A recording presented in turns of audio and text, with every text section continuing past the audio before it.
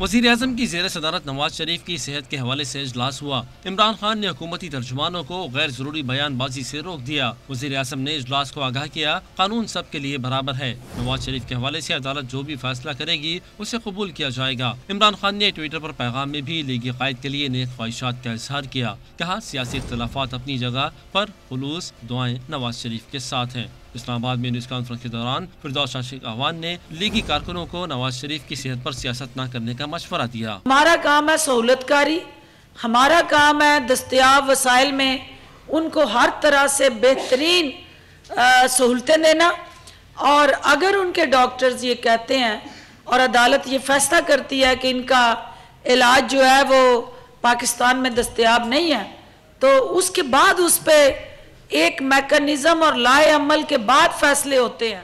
لاہور میں وزیر صحت پنجاب یاسمین راشد نے بتایا، نواز شریف کی صحت پہلے سے بہتر ہے۔ حکومت نے کوئی بھی سہولت دینے کے لیے جہاز بھی تیار کر رکھا ہے۔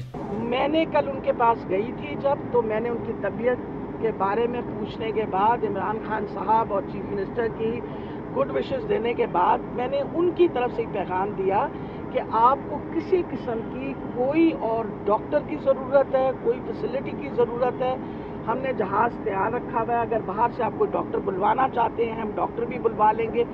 whatever we want, we are there to help you in your treatment۔